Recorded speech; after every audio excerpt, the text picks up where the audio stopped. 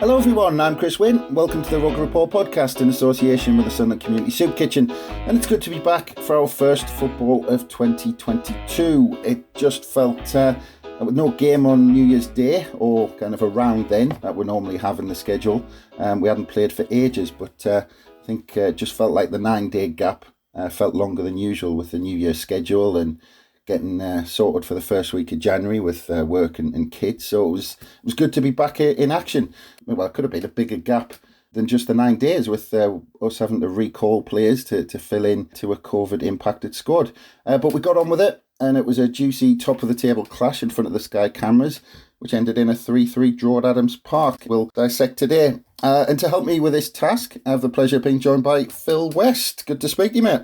Yep, good to see you, Chris. How are you doing? Yeah, I'm not too bad. Like I said, well, we were just talking. This is the first podcast we've done together. It is indeed. Yep, absolutely. We speak every week on Spaces. We do on Twitter Spaces, yeah, but it's the first time we've done a pod together. So yeah, it should be the same. But I don't know why it doesn't really feel any different. But we do that every week. I don't know why it's such a big thing with the first pod. But yeah, so let's get into it because I think there's a lot to kind of dissect from that. Oh yes. I mean, on the face of it, look. I'm just a 3-3 draw away at Wycombe Wanderers. I mean, just quickly, obviously we took the lead early on. We're pegged back by Wycombe, and then we go behind, and then we get back on level terms. Then we regain the lead in injury time, and then concede a 98th minute equaliser. Look, I think it's fair to say that feelings were running high after the final whistle went because of how it happened. But now you've had a chance to sleep on it, Phil. What are your overriding thoughts on the result? I think having slept on it and having had a chance to reflect on what went on yesterday, I don't think it's as bad a result as I initially thought it was. I have to be honest with you, Chris. When the final whistle went yesterday, I felt like I'd been kicked in the nuts, basically, because it was, it's one of those, isn't it, where you're leading, you've got a couple of minutes to see out the game, you think you're going to secure the 3 points, and then they get a corner. And you just get that horrible kind of feeling of doom in your stomach, thinking, oh, God, are we going to concede? And obviously we did. So it was disappointing to drop 2 points in that manner. But taking a step back, looking at the bigger picture, I think it was a good point. I think the performance, particularly in the second half, was very encouraging. I thought we played much better in the second half than we did in the first.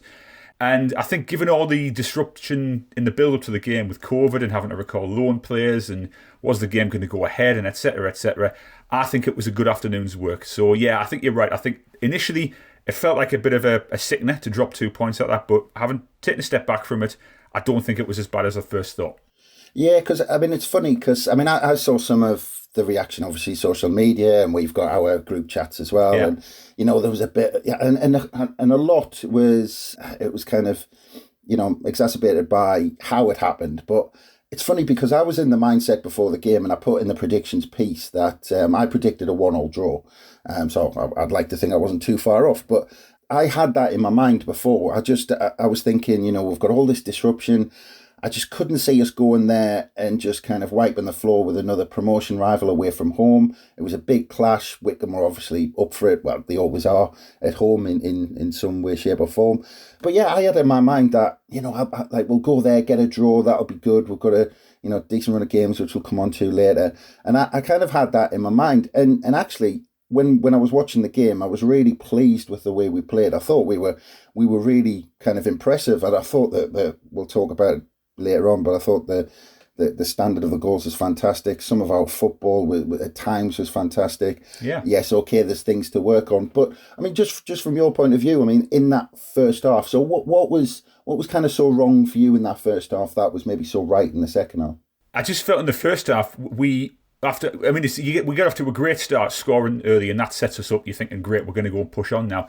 But it just seemed to me that after we scored early, we just kind of thought, oh, we scored early. What do we do here, kind of thing. I think there was a bit of a kind of a sense of a bit of uncertainty. I just felt we were disjointed in the first half, and we couldn't really string any kind of lengthy, positive passages of play together. And we were shaky at the back as well. I felt that I think the loss of Bailey Wright, certainly yesterday, kind of stripped us of that rock-like presence that we've relied on heavily at the back in recent weeks, because he's having a real good run of form at the moment, and he brings a lot of solidity to the defence. So I felt that losing him kind of made us a little bit jittery, but I just felt that we didn't really cope with the way that Wycombe were playing. We know how Wycombe play at home. We know how Wycombe play full stop generally. They play with aggression. It's quite physical. They get in your faces. It's not the best side of football to watch aesthetically, but it works for them. And I just felt that we didn't really get a handle on that in the first half. So yeah, so that I think was the main problem. I just felt that we were it was as if we were kind of caught in two minds as to whether or not to get it on the deck and actually try and pass it around a bit, or try and hoof it along a little bit. So it was kind of a neither here nor there kind of performance in the first half, and that was the main problem, I felt. Yeah, it's funny, isn't it? I was laughing when I was watching the game, that Don Goodman and the other commentator. So it was funny, these teams that just do play physical, horrible long ball football. Yeah. And the commentators seem to have to feel like they have to say, oh, well, they play nice football at times, don't they? And saying, well, no, they don't. Yeah. Wycombe know what they are. That's how they play. And, yeah. And the crack unfair play to them. That's how they've been so successful. But, these commentators feel like they have to say they play nice football at the same time. Well, I agree with you, that the type of football Wycombe play.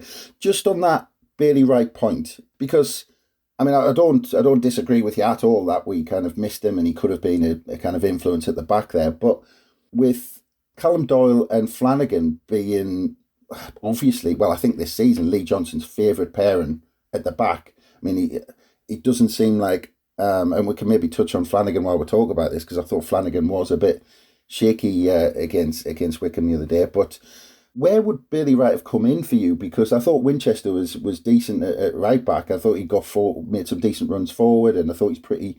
He got done a couple of times down the right hand side, but he got done for pace, which isn't Bailey Wright's kind of forte. So where would Bailey Wright have actually come in against Wycombe? I might have brought him in for Winchester personally. I know that's a very borderline call, but I just feel that in a game like that, if Bailey Wright was obviously fully up to speed and fully fit, I think that's an occasion he would have relished, really. And it's a very tricky call, Chris. I think you're absolutely right. It was one of those where you're kind of thinking, Winchester's, he's been really good this season for us, in fairness. I think he's been one of the real success stories, to be fair. Obviously Bailey Wright was injured anyway, so it didn't make much difference in any case. But yeah, I think that I would have been tempted, if he'd been fit, I would have been tempted to bring him in for Winchester. But it is a very borderline call on that one, absolutely. And just to take a step back a second, I mentioned earlier on that, obviously it's going to be weird to talk about this in hindsight, but just to take a step back for a second, obviously COVID impacted squad. We made the step to bring those players back from loan to kind of fill out spaces on the bench and, get involved with the squad again. 12 players out, I think, in total, for I think what they said in the interview after the game. But from my point of view, I absolutely loved the fact that we just went, no, we're going to go away to a promotion rival. We're going to go away from home. We're going to go in front of the Sky cameras and we'll take them on anyway. We'll go for it. We think we can beat them. We're good enough. We've got a good enough squad. Yeah. Again, it's weird talking about it in hindsight, but did you agree with that? Were you happy with that? Because I like that kind of confidence, but are you the same on that decision? Oh, 100%, Chris. I'll be absolutely unequivocal about this. In my opinion, getting the game on yesterday was absolutely the right decision. No qualms about that whatsoever. I felt that we showed good professionalism. I thought the statement from Kristjaan Speakman on Friday was absolutely bang on. I thought he really, really showed that he understands, the importance of getting these matches on wherever possible. And not being tempted by because it would have been tempting, wouldn't it? Say, we'll postpone it, get a fully fit squad, then you've got another game. But on the other hand, fixture backlog, it might mess up our rivals' chances. That there's going to be fixture backlog for the likes of Wigan, etc. I personally would prefer to play the matches and get the points on the board wherever possible. So no, I think it was absolutely the right call. And it's, as you said, it's easy to say in hindsight when you consider last-minute equaliser to say, well, we might have been better off postponing the game, but I think it was the right decision. I think it was correct. I felt that they did the right thing by the fans who travelled down there in big numbers, and I think it was. I have no complaints about that whatsoever. For me, it was 100% the right decision. Yeah. And again, on the game itself, I touched on it again earlier on. For me, it's funny. It's the first time for a long time. Going back, you can probably take quite a few seasons in the Premier League into this kind of bracket that I'm going to mention. But it's been a while since actually I've seen us score goals of the quality that we're scoring at the moment. I mean, especially, the first two, just getting the ball wide to players that you just know as soon as they get the ball, Embleton, Sirkin, especially that Sirkin one. The defender didn't know what Sirkin was going to do, and he just took one touch and just whipped a lovely ball in for Stewart. But the quality of goals and some of the forward players, and it's just kind of cracking to see, because I don't think we've seen it for ages where we've just got that quality and we've got players who you've just got confidence to create something. Yeah, I agree. And the other thing as well, is that we've been, I think one of the main points we've been talking about in recent weeks is that, when Ross Stewart was going through a bit of a dry spell, not that long ago, one of the things I felt we needed to do was really kind of up the service to him. I felt that, he's doing the right things, he's getting in good positions, but he's not quite getting the level of service that he thrives on. That has undoubtedly been rectified in recent weeks. And as you said, I thought the two of our 3 goals yesterday were of the highest order. I know the first goal was officially shocked, it was an own goal from Stockdale. But, the ball in from Sirkin was just absolutely, it was inch perfect. Stewart gets up, brilliant header, looping header, goalkeeper, bit unlucky, but, that's the way it goes. And the second goal, the deftness of touch from Stewart he just makes that run, just a little flick over the keeper to slot into the back of the net. Fabulous. And I think this is where Stewart really is setting himself apart as a striker. It's been a long time since I've seen a big physical striker like him so good in the air and on the deck as well. We often think, and I'm not being critical of Charlie Wyke here, because his return last season in goals was fantastic. I think that deserves to be praised. But Stewart is definitely more of an all-round threat. He's much more dynamic. He's got a good turn of pace as well, actually, I think, for a big lad. He's deceptively speedy, but he's just fantastic, and he's in such good form. And I think that since that penalty at Doncaster, which he scored, he hasn't looked back, has he? So having him back in form is perfect. But the service to him has been so much better in recent weeks. So I don't think it's anything complicated. I think the tactic has just been, you make sure that you get the ball to him in good positions and he will do the rest. So yeah, I think that's a massive improvement. Yeah, Ross Stewart, let's just stay on Ross Stewart for a minute, because I just think, like you've just mentioned there, top scorer in League One was 17, 2 clear of Cole Stockton at Morecambe, 3 clear of Michael Smith at Rotherham. We talk about him every week. He's our main striker. With Broadhead injured, I'm not sure, to be honest, if Stewart got injured, what we would do. But actually, I've seen you mention, Phil, that, yes, the touch, the runs, the speed, the forward play, but I know that you've been impressed with his work rate more than anything else. And it's so kind of important to the way we play as well. Oh, absolutely, yeah. You often hear strikers getting praised for, phrases like putting themselves about, and they put a shift in, and they covered every blade of grass out there, etc., etc. But the way we play, his work rate on and off the ball is so vital to that. The way he pressurises opposition defenders, and he makes life difficult for them. So yeah, I think his off the ball work is really, really impressive. I think it was, I can't remember the exact game it was. It was a game at the Stadium a few months ago, and I said that it was Stewart had turned in one of the best non-goal scoring performances I've seen from him in recent times. And what I meant by that was that even though he didn't score, he got himself in all the right positions, and he was doing everything he could to put the opposition under pressure. Now he's back among the goals, so you put the two together, and he's a formidable threat. I think he's one of the best strikers we've had for many a long year. And I think it's interesting because if you think back to when he first joined the club, he took a while to get going, didn't he? He didn't hit the ground running immediately. He took a little bit of time to get himself bedded in, to get attuned to Lee Johnson's style of play. But this season, with the service behind him, with the players behind him who are helping him, he hasn't looked back, and I think he'll definitely break 25 goals this season. I wouldn't be surprised if Charlie Wyke's total from last season could be under threat from Stewart this season, provided he stays fit. So yeah, I think he's one of our key players at this moment in time. Yeah. Like I said, just fantastic, and his movement. That's for me the big difference. You were talking about Wyke. I think nobody can deny Wyke with his record last season. Absolutely fantastic. But the kind of that aspect of movement up front, it's just kind of revolutionised the way we've played, because we've got movement up front, which makes us so much more dangerous. We can play wide, we can play through the middle. We scored goals from all over yesterday. But on that point, obviously Stewart is been fantastic. His finishing's been clinical. But all season, Lee Johnson has worked on that 3 players behind Ross Stewart. Pritchard, Don Goodman was kind of drooling over him, saying he shouldn't be in this division and all this sort of stuff. And I mean, I know people were questioning him at the start of the season, but he was getting over COVID. Then he took a couple of knocks because he couldn't train. He couldn't keep fit. But he's just shown his class now. I mean, what a player at this level. I mean, don't go. I can't get enough of him. He shouldn't be at this level, should he? No, he is. He's shown that pedigree of a player who has played at in the upper tiers of English football. I just think he's brilliant, Chris. I really do. He's in the great tradition of kind of a lot of the great playmakers of years gone by. He's not the most physically imposing player. He's quite slight, really, comparatively speaking.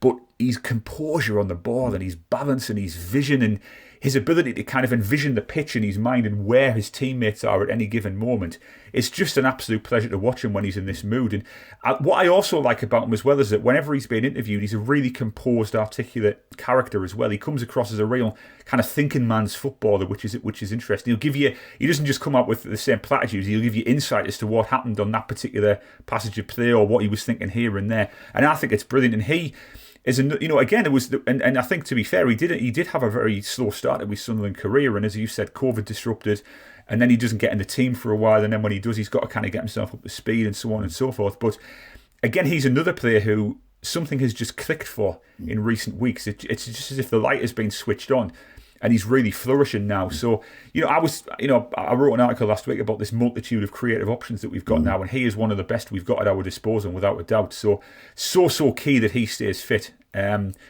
I just think he's in the second half, particularly the way he was pinging that ball about. He just had it on a string. He just had it on an absolute string, and Wycombe couldn't live with him. So yeah, definitely a player. What I would call a slow burner at Sunderland. Really, not an instant success, but now he's built up a head of steam.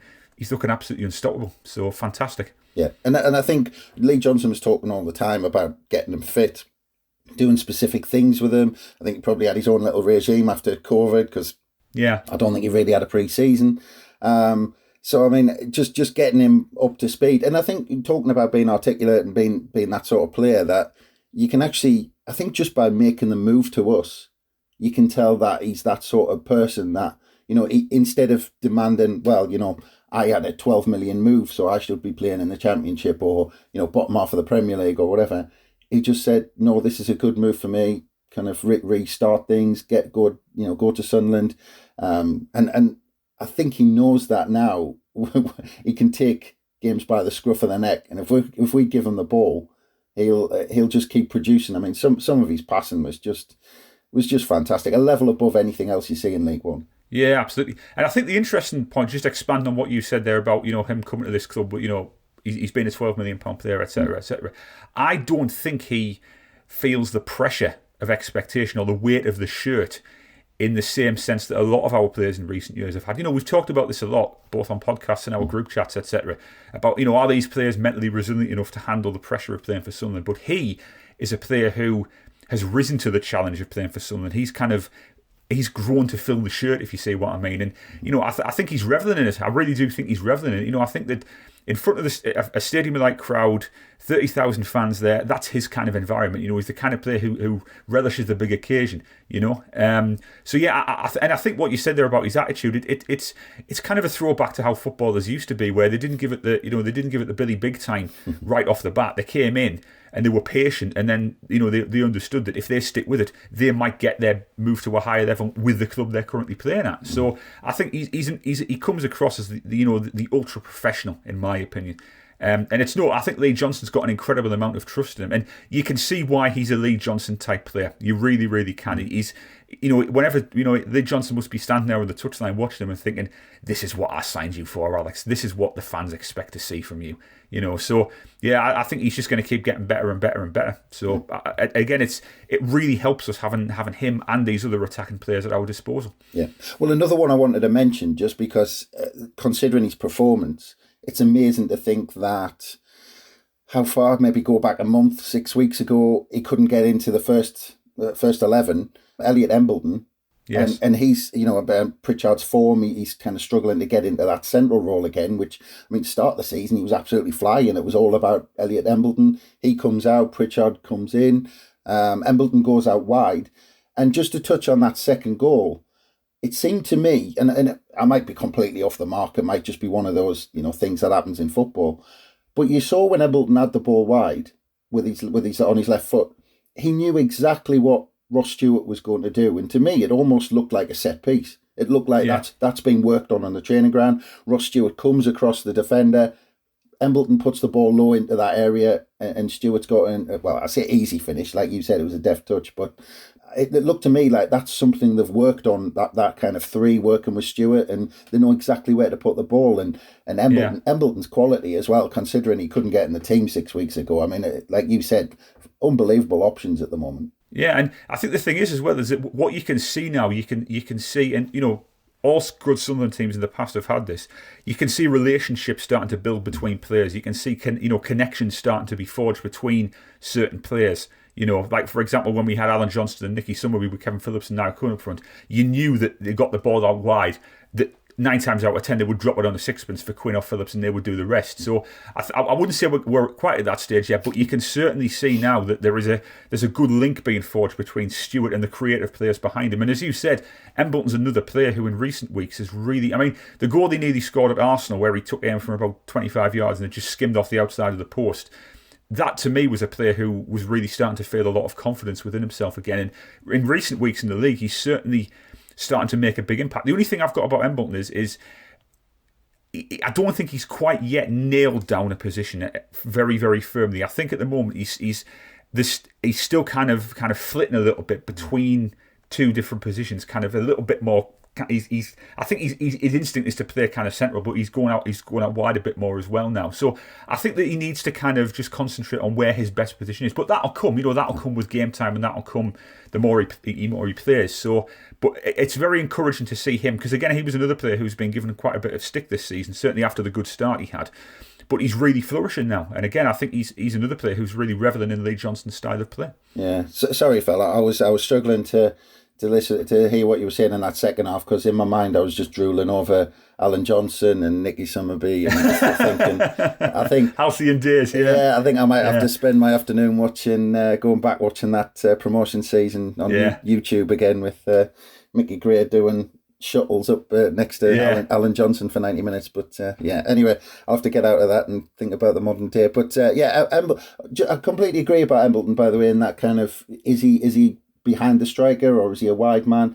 And to me, if he had an extra couple of yards of pace, he'd be a wide man, no problem. It's just, he hasn't quite got that. And sometimes, like Summerby, though, he showed yesterday, he doesn't need it. He gets half a yard, knocks it exactly where he wants it to go. Puts a good cross in. Yeah, that's very true. Yeah. The other thing I wanted to mention about going to Wycombe, and I think you mentioned it in your kind of summary right up front, was it's a tough place to go. And this season, we've not always kind of won the battle away from home where teams have just kind of got on top of us and we've kind of we've kind of, I don't know, not shy away, that's kind of the wrong kind of words, but we haven't been kind of good enough to win that battle, or we haven't been ready for it. But we're undefeated away in the last 5 now. We've got the 6th best away record in League One, and I think because Lee Johnson's just demanded this brave way of playing away from home where there's not actually that much difference to how we play at the Stadium of Light, really. It's on the front foot. It's attacking. I mean, I was just looking at the stats for the game, which are a bit ridiculous, really. I mean, we had 56% of the possession, which, okay, it's there or thereabouts. But we had 21 shots on goal, 9 on target. I mean, that just kind of screams at being brave. I mean, look at the way we played at Arsenal. We just said, we're not kind of bending to the way we play. We're not going to put players behind the ball. We play the way we play. And I think as the season's gone on, we've had to adapt to playing against the physical sides. Because, like I said, we kind of struggled in that early part of the season. But I think, against Wycombe, we proved that we go to these places and we're learning, I think, to deal with that battle. And the first half that you mentioned might have had something to do with that. We were kind of standing up to Wycombe at the same time and trying to kind of earn our right to play our football. But I think we're learning that, and I think we're better at that, and we've done that as the season's gone on. Yeah, I think we are, and I think we've had to take some harsh lessons as well en route to doing that. For example, you look at Sheffield Wednesday and Rotherham, 2 games where everything basically really fell apart and we were really kind of overwhelmed. But yeah, I think you're right as well. We've been kind of outgunned physically in certain games away from home, or we certainly were early doors in the season. But I think now we've kind of learned how to deal with that, and we've kind of adapted our style away from home. And you're right, we are going away from home now with this, because that was one of the questions, wasn't it? Is that were we, there were one or two mutterings kind of not long after the season started, when we started to have a bit of a downturn in form, that were we just a home team? Was our away form going to be our Achilles heel? Could we only turn it on in front of a big crowd at the stadium, like, etc., etc.? But I think now, you are starting to see that we are kind of taking our home style of play, as you correctly pointed out, and we are kind of transposing that into our away form as well. It won't always work, it's not always going to bear fruit, and I think there will be times where we're not quite at it, and we do kind of have to try and get our way through games a bit more kind of in an ugly fashion, as it were, But I think that we, as you mentioned, Arsenal, we were never going to go there and put all the men behind the ball and just try and kind of keep them out for 90 minutes. That was never ever going to work. So I think what Lee Johnson's doing, and I think this comes down with the coaching philosophy of Lee Johnson. I think he's really telling these players, look, go out there, express yourselves, play the football that comes naturally to you, and more often than not, it will yield results. So I think there is a bit more adaptability now. I do think, and I've got to be honest with you, I do think we need a little bit more muscle in midfield to kind of shore things up, just to give us that protection. Just to kind of firm things up a little bit when it does get more of a battle. But we're not a million miles away, and I do think that our away form is much more impressive now. Not just the results, but the style in which we're going about them as well. The way we're playing away from home, different environments, hostile crowds, maybe not the most hospitable stadium to go in. That could really throw them off their stride, but they seem to be adapting much better to that now. So again, very encouraging. Yeah, and I mean, just because, this is going to be a personal thing, though, across Sunderland fans. I personally think it's great that, we're having this brave outlook, and we're just thinking we're going to go at teams, we're good enough to beat them, and, drawn 3-3 away from home kind of shows the way we play, where we go forward and we're going to concede, but we're going to score. But I think there's going to be some fans, like I said, my personal preference is I think it's fantastic. I love the fact that we've got this confidence. I love having that outlook on it. Do you think, and I'm wondering how you think about it as well, what your outlook is as well, but do you think with other fans there might be some thinking, no, we should be more organised away from home, get more points, be a bit more solid and do that at home? Do you think Johnson might lose some people on that, or do you think most people are going to be in the, this is a good thing camp? Well, I do think that I think there's got to be an element of pragmatism among the fan base, and to a large extent, I think there is. I think that Johnson's often been criticised, or he was criticised, particularly when we had those two hammerings in Yorkshire against Wednesday and Rotherham, for not having a plan B, for only having a go-to game plan, and if things got a little bit tricky, he wasn't able to change things up mid-game, or he wasn't able to adapt. My personal view is on this is that I think that aesthetics have to play second fiddle to results personally. However, if you can achieve positive results by playing an attractive style of football, go for it. If there is the opportunity to really put a team to the sword and it's a nice open game and you can play the way you want to, I think you should capitalise on that.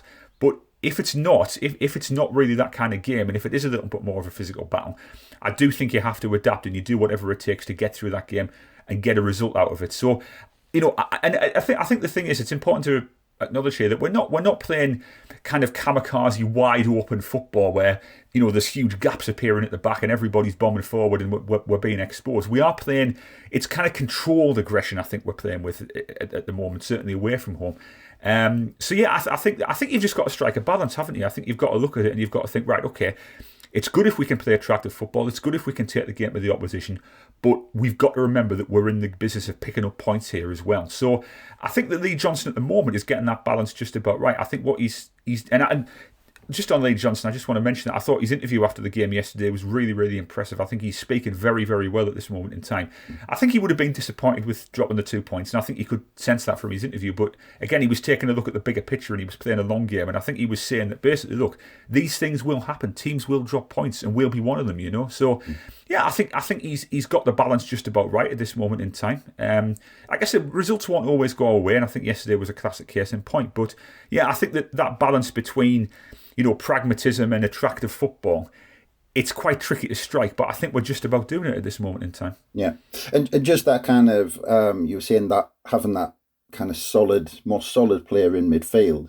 I mean, obviously, Corey Evans was in there yesterday. I thought he was doing a decent job at kind of breaking up play before he obviously had that injury and had to go off. But I mean, just because obviously whoever plays in there at the minute, because Dan Neil has just been unbelievable this season. And anyone who's going in there is going to partner Dan Neil. But I think it's easy for people to forget about Dan Neil, obviously with the way he's playing, and he seems to have been playing forever, and he's just been in our midfield for years. But this is his first full season in senior football, the way he's played week in, week out, Saturday, Tuesday. And I think if you compare his performances in August and September, and I'm not talking about on the ball whatsoever, just completely without the ball, I think off the ball he's getting better and better and better. He's getting more solid. He's putting the tackles in, which maybe he wasn't kind of 3-4 months ago, and he's still learning his trade, and especially off the ball, because it just comes naturally to him when he's got the ball. But I think he's getting better at that side of the game, and I think that's a big aspect of us being more solid away from home. But again, with kind of Corey Evans, supposedly, well, he's being brought in to take that role, to give us that kind of ball-winning midfielder. What was your thoughts on Corey Evans' performance before he went off? And do you think January will be looking at bringing maybe someone else in to play that role? The answer to the first question about Evans, I think he's actually been quite good recently, not just yesterday, but the games he's played recently. He's actually been looking pretty good in that midfield role. And he's I think the frustrating thing with Evans is he's had rotten luck with injuries, and I think there's questions about his durability. But when he has played, certainly recently, I think he's looked really good. I thought he did a very good job yesterday. I think he was a good foil for Dan Neil in the middle of the park. I think he did the ugly stuff quite well. He was breaking up players, you said. Obviously, it was a sickening injury. Unfortunately, he seems to be okay, which is quite merciful, really. And to the second question, yes, I do expect us to look for another kind of midfield enforcer this January. I think that Lee Johnson understands that, and I think that I was talking to someone on Twitter about this, and I think we need a bit of steel to go with the silk that we've got from Dan Neil. He's an absolutely brilliant footballer. He can make things happen. But I just think having someone next to him who can really kind of do the more dirty work, if you like, the kind of the ugly tackling and the breaking up of the play, which Evans has been doing quite well. I think that's going to be so crucial. And I think that, whenever, I think most Sunderland promotion teams that I've seen that I can think of offhand, we've always had that bit of needle, that bit of bite in the middle of the park, whether it was Alex Ray and then latterly it was Dean Whitehead, for example, and so on and so forth. And I think we've got that to a certain extent with Corey Evans at the moment, albeit he hasn't been able to put a consistent run of games together. So I think that's an area that will be addressed in January. And just on Dan Neil as well, I think you're absolutely spot on there, is that he's developing now into a genuine all-round midfield player. He's on the ball, we all know how good he is. He can pick a pass, he makes time and space for himself brilliantly. But I think he's understanding and he's learning the value now that that's not the way you can play the game all the time. You've got to be willing to do the dirty work, because that's the way this league is. So to see him developing into that kind of all-round midfielder now was fantastic. I thought he was not at his best yesterday. No problem with that, because he will go through games like yesterday where it doesn't quite happen for him. That's a part of his learning process. It's the same with Callum Doyle when he had a bad run of form. They're young kids. They're learning their way in the game. They're going to go through ups and downs. So I think that the midfield is still. I think it's good, but I think it could be better.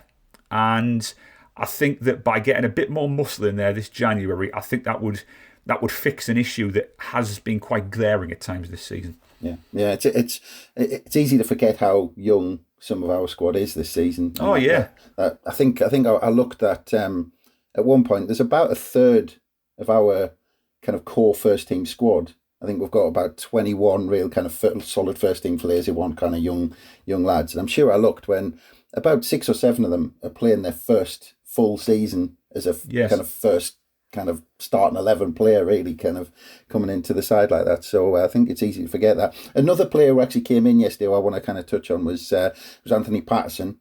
I thought he made some cracking saves. I thought, that there's possibly a referee's decision with their second goal. That was controversial. Obviously, we've been pinned down. That you see those not given, you see those given. It's one of them. There's a lot of people said he could have been stronger. The equaliser in the last minute, I've seen some criticism. I think it was a decent save, and I think it was just, he palmed the ball out. If a Sunderland defender clears that, we're all loading Anthony Patterson for a cracking save and saying, absolutely fantastic. Oh, he saved the day, and he's given us 3 points. It's just one of them things. It dropped to one of their players, and he stuck it in. But I thought he had a decent game. But I mean, just on the reaction to his performance as well. I mean, do you think the reaction highlights how confident Sunderland fans are with kind of Hoffman and how important he is as well, because I think part of the reaction is because it wasn't Hoffman, if that makes sense. I think people have grown so confident with him between the sticks. But I thought Patterson did all right as well. Yeah, I think that first of all, he deserves credit for kind of, showing a good, strong level of resiliency yesterday, coming into that game. Not an easy place to go, when you've just been thrown back into the team. You've been recalled from a loan spell. All of a sudden, you're putting your gloves on at Adams Park. You know you're going to be facing Sam Vokes. Yep. That's a test of character for a young lad like Anthony Patterson. And I generally, again, with a bit of time to think, a bit of time to reflect on it from yesterday, I thought he did well at the time, and I still think he had a pretty decent game, having slept on it and thought about it. I think for the second goal, emotions probably got the better of me. I thought he should have been a bit stronger in that particular case, having watched it back again. Yes, he's being pinned down. Yes, they're crowding him. That's kind of typical League One, really. We've seen that happen so many times, not just to us, but to other teams as well. But I thought he did a solid enough job.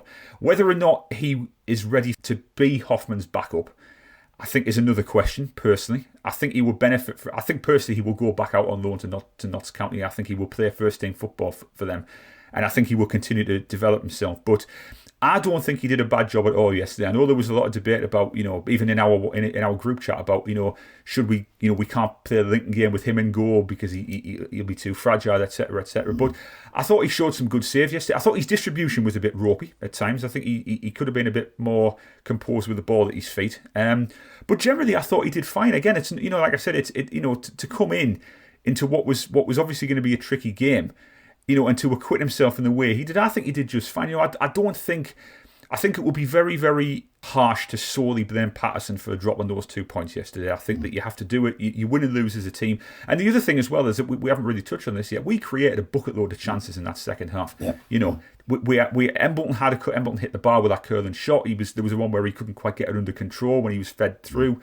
Stewart had the one from Gooch where he kind of chipped it over the bar. I think Pritchard had the snapshot, and then Stewart had the header, which was then hooked off the line. So we had chances in that game to make that game safe. So I think Patterson, on another day he's the hero. He palms it out to Sunderland player, clears it. Everybody congratulates him. It wasn't that way yesterday, but no, I think he did fine. I don't think you can really judge his long-term prospects at Sunderland on that performance yesterday. I think he is going to need a bit more time and a bit more patience. So, no, I thought he did fine, to be perfectly honest with you. Yeah, no, I had a little chuckle there, Phil, because you said you can't really, or you shouldn't define his Sunderland career and stuff on one performance. But for a fact some people will. Absolutely, yeah. It's the way of the world, isn't it? Yeah, without a doubt. But I completely agree. I mean, I just think criticising them on that is, I just think it's so unfair. I think coming in, I think he only found out kind of 2 days before or something like that he was coming back. Yeah. Come back from Notts County, level of football isn't, like you said, he hasn't got players that Wycombe have got on top of him and pinning him down and all that sort of stuff. I mean, just because people might be kind of looking for us to kind of not sit on the fence about that on Patterson. I mean, for me, it's technically 100% a foul. Simple as that. But, having said that, you see those game in, game out, and for me, it's kind of a toss of a coin whether a referee sees it, gives it. The offside, I think you hardly ever get those. I think your linesman's got to be kind of completely on the ball to get those, and there was someone on the line for us who was pretty close, so those are rarely given.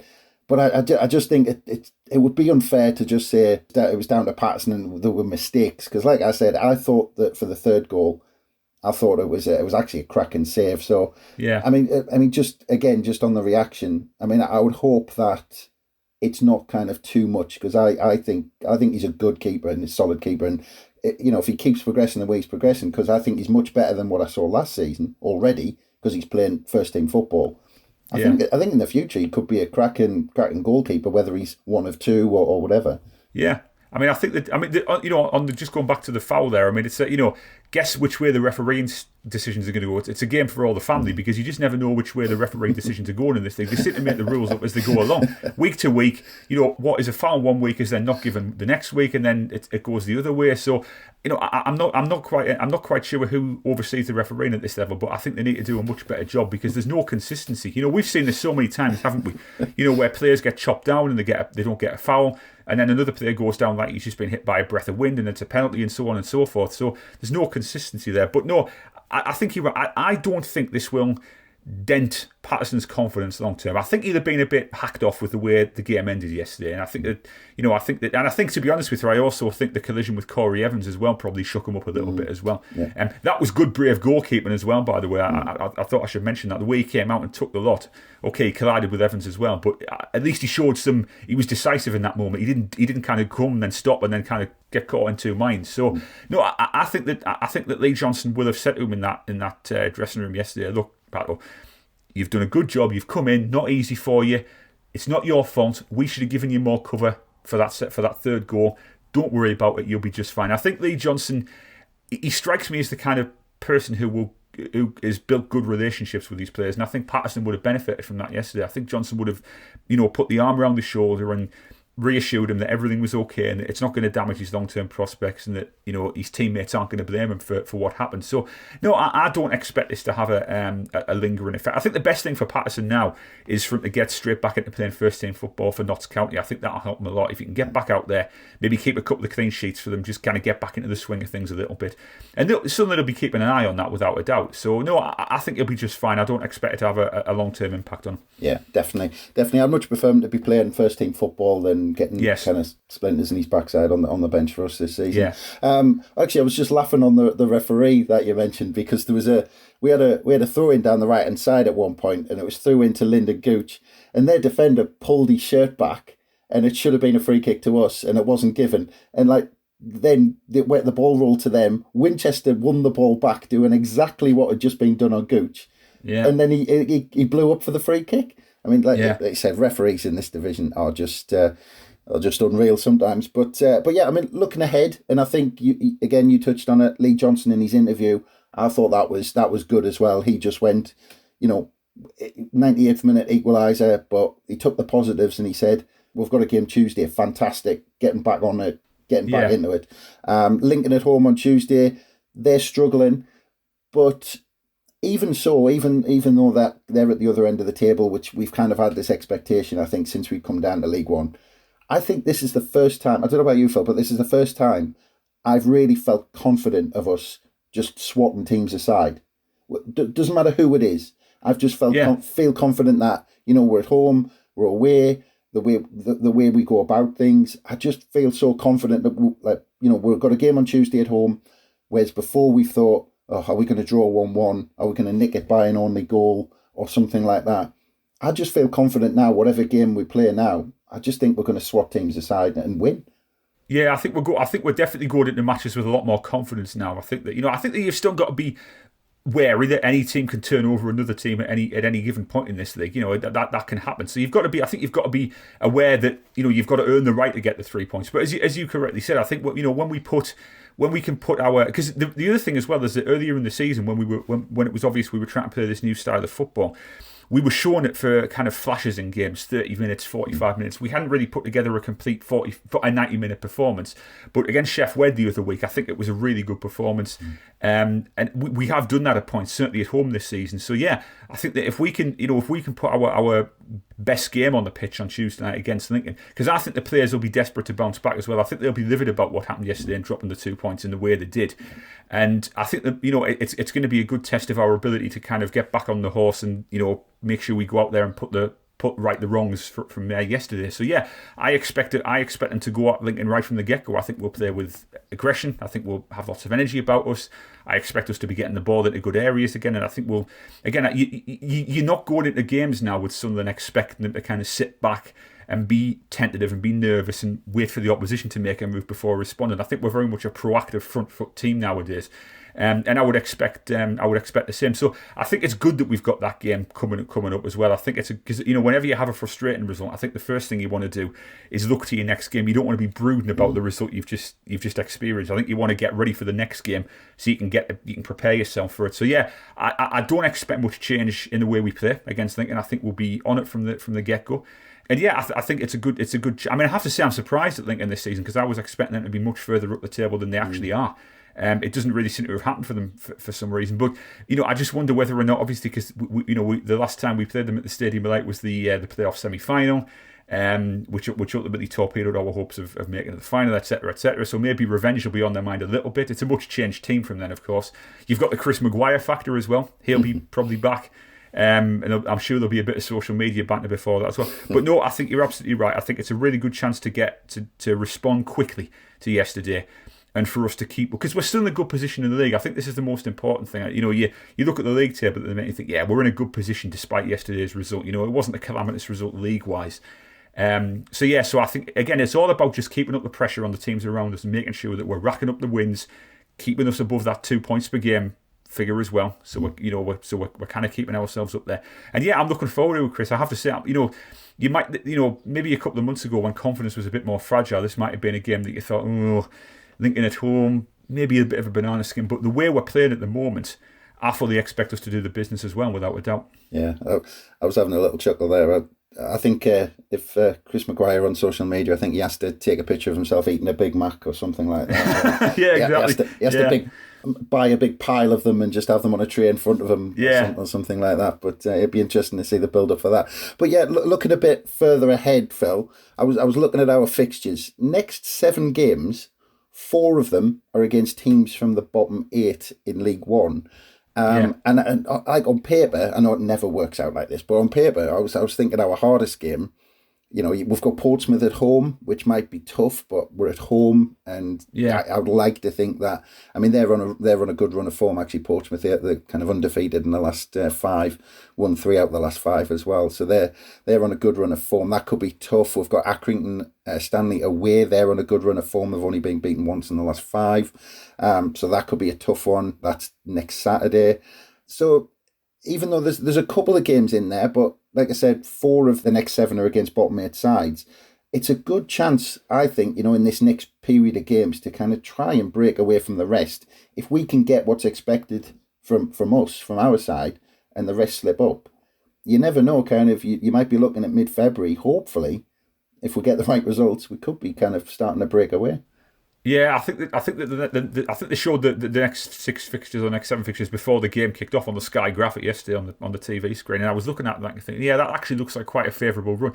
I think you're right. Portsmouth could be the tricky one because we've always had bad history with them. The Sky seemed to build them up as a rival to us when we played them back in the 2018-19 season, when we played them like 5 million times in the space of 5 weeks or something like that. It was something stupid like that. But yeah, that could be a bit of a tricky game. But I think you're right. I think the other fixtures we've got coming up do look quite favourable, and it is a very, very good chance, as you said, to really kind of put our foot down in the promotion race as well. And I think if we can kind of augment that with some good signings in January as well, if we can keep the results going on the pitch, but if we can get some good players in to boost the squad up as well, I think you put those two together, and this could be a really pivotal, the rest of January and into February. This could be the time when we really, really start to turn the wick up on our promotion credentials. So yeah, I think that you're right. But again, you've got to be aware that these, that if you're maybe not on your game, these teams could surprise you. You never know what might happen. But I think that just the way we're playing at the moment, and the other thing as well that I just wanted to mention was our attitude nowadays. It's so much more. I see less and less panic now from our players on the pitch. Everybody looks more professional, calm and composed. Everyone knows their jobs. Even when we were up against it yesterday, I didn't see much panic. We looked a little bit shaky at times, but it wasn't as if we were thinking, oh God, we're liable to concede a flurry of goals here. We just kind of reset, got ourselves back in the game, and I think that's a really good sign. I think that, whereas in previous years when we had a dodgy result, that might have kind of torpedoed everyone's confidence and everybody starts to play with their heads down. But at the moment, I'm seeing a lot of our players who are playing with their heads up. They're playing with confidence. They're looking as if they've got a lot of belief in themselves and their teammates. And I think that's very, very important. And team spirit as well looks really strong as well. This is, previously you could criticise some of the teams for maybe not being the most, together as a dressing room. But I think this team are tightly knitted. I think they've got the belief of the manager, and I think they believe in him as well. So I think that's going to carry us quite a long way as well. Even if you're not at your best, even if you keep going in games, that endeavour to keep going and grind out results, I think that's going to be very important. So yeah, I think that we've got a favourable run of fixtures coming up if we can keep this momentum going. And as you said, I think by mid to late February, I think we'll be getting a clearer picture of whether or not we are an automatic promotion-worthy team or not. Because as you said, it is a good chance to because there is a little bit of a gap forming now to some of the teams kind of, just below us in the playoff picture. And what we need to do is expand that gap, keep it moving and make sure that we keep ourselves in the automatic promotion mix. So it's going to be an important, let's say, 5 or 6 weeks coming up, but I think it could be a very, very positive 5 or 6 weeks for us as well. Yeah. Never mind about being wary, Phil. We're going to beat everyone and win the league. Yeah, let's go for it. Yeah, what the heck. Yeah. You heard it here first. Well, good to speak to you again, Phil. Yeah, excellent. Much appreciated, mate. No worries. And I'm off for the rest of the day to watch our promotion season from 97-98. Ah, yes, good memories, glorious memories. Mickey Gray and Alan Johnson and Quinn and Phillips, and I'm gonna. You've got us into it now. I can't stop thinking about it. So I'm gonna have to watch it. But thanks again, Phil. Much appreciated. Cheers, mate. Lovely. And thanks again, everyone, for listening. Don't forget to keep a look out Roker Report for all the build-up ahead of Tuesday's game and all the reaction after the final whistle, as usual. But from us, it's bye for now.